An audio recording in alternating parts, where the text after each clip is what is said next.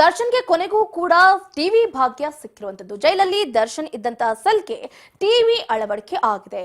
ದರ್ಶನ್ ಬೇಡಿಕೆ ಈಡೇರಿಸಿದ್ದಾರೆ ಜೈಲು ಅಧಿಕಾರಿಗಳು. ಎಸ್, 5 ದಿನಗಳ ಹಿಂದೆ ಟಿವಿಗೆ ಬೇಡಿಕೆಯನ್ನ ಇಟ್ಟಿದ್ರು ನಟ ದರ್ಶನ್.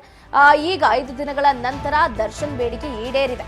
ಹಾಗಾಗಿ ಒಂದು ಕಡೆ ಇನ್ನು ಮುಂದೆ ಎಲ್ಲ ನ್ಯೂಸ್ ಚಾನೆಲ್ಗಳನ್ನು ಕೂಡ ನಟ ದರ್ಶನ್ ಅವರು ವೀಕ್ಷಣೆ ಮಾಡೇ ಮಾಡ್ತಾರೆ. ಅದರಲ್ಲಿ ಯಾವುದೇ ರೀತಿಯಾದಂತಹ ಅನುಮಾನ ಇಲ್ಲ.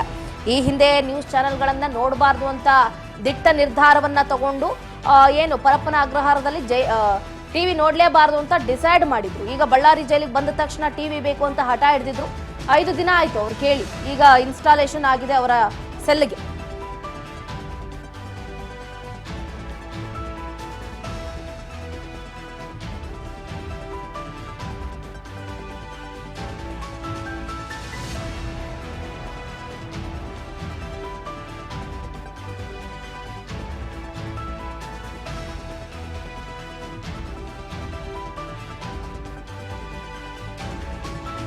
ಸೊ ಅಂತೂ ಇಂತೂ ನಟ ದರ್ಶನ್ ಕೇಳಿದಂತಹ ಟಿವಿ ಸಿಕ್ಕೇ ಬಿಟ್ಟಿದೆ.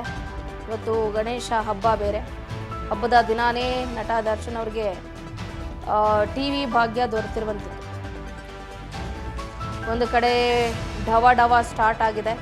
ಹೊರಗಡೆ ಏನಾಗ್ತಾ ಇದೆ ಅನ್ನೋದನ್ನ ತಿಳ್ಕೋಬೇಕಾಗಿದೆ. ಹಾಗಾಗಿ ಈಗಾಗಲೇ ಅವರಿರುವಂತಹ ಸೆಲ್ಗೆ ಟಿವಿ ಇನ್ಸ್ಟಾಲೇಷನ್ ಆಗಿದೆ. ಜೈಲಧಿಕಾರಿಗಳು ಅವರ ಬೇಡಿಕೆಯನ್ನ ಈಡೇರಿಸಿದ್ದಾರೆ. ಒಂದು ಕಡೆ ಏನು ವೆಸ್ಟರ್ನ್ ಟಾಯ್ಲೆಟ್ ಬೇಕು ಅಂತ ಕೇಳಿದ್ರು. ಅದಾದ ನಂತರ ಅವ್ರಿಗೆ ಕೂತ್ಕೊಳ್ಳೋದಕ್ಕಾಗ್ತಾ ಇಲ್ಲ, ಒಂದು ಚೇರ್ ಬೇಕು ಅಂತ ಕೇಳಿದ್ರು.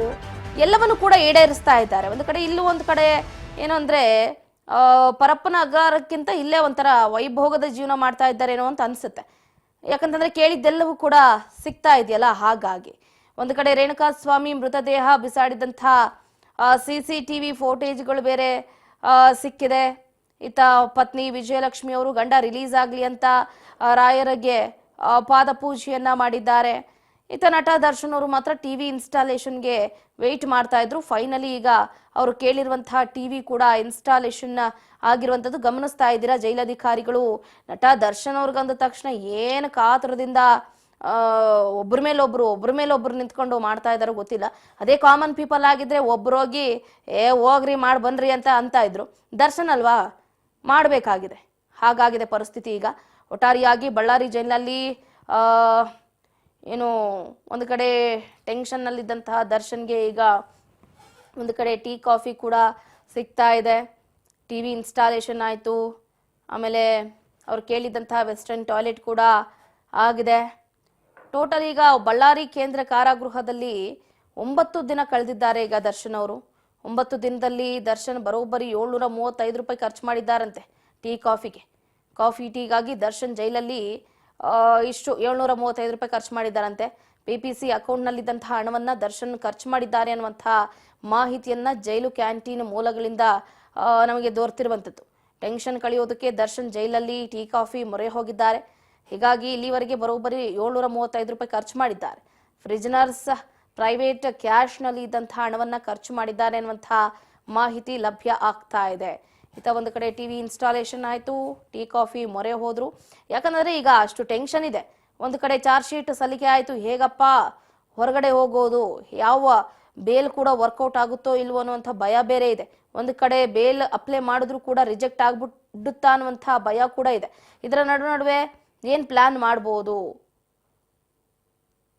ಹೊರಗಡೆ ಹೋಗೋದಕ್ಕೆ ಏನೇನೆಲ್ಲ ನಾವು ಒಂದಷ್ಟು ಸಲಹೆ ಸೂಚನೆಗಳನ್ನ ಪಡಿಬಹುದು ಅನ್ನೋದನ್ನ ಈಗ ಟಿವಿ ನೋಡಿ ತಿಳ್ಕೊಳ್ಳೋದಕ್ಕೆ ದರ್ಶನ್ ಅವರು ಮುಂದಾಗ್ತಾ ಇದ್ದಾರೆ. ಒಟ್ಟಾರೆಯಾಗಿ ಒಂದು ಕಡೆ ವಿಜಯಲಕ್ಷ್ಮಿ ಅವರು ಕೂಡ ಪತಿ ಕೇಳಿದಾಗೆ ವೆಸ್ಟರ್ನ್ ಟಾಯ್ಲೆಟ್ಗೂ ಅನುಕೂಲವನ್ನ ಮಾಡಿಸ್ಕೊಟ್ರು, ಟಿವಿಗೂ ಅನುಕೂಲವನ್ನ ಮಾಡಿಸ್ಕೊಟ್ರು, ಟೀ ಕಾಫಿಗೂ ಕೂಡ ಅನುಕೂಲವನ್ನ ಮಾಡಿಸ್ಕೊಟ್ರು. ಟೋಟಲ್ ಆಗಿ ಹೇಳ್ಬೇಕಂದ್ರೆ ದರ್ಶನ್ ಅವರ ಹೆಂಡತಿ ಅವ್ರಿಗೊಂಥರ ತಾಯಿ ಆಗ್ಬಿಟ್ಟಿದ್ದಾರೆ. ಅವರ ಕಷ್ಟ ಸುಖ ಎಲ್ಲವನ್ನು ಕೂಡ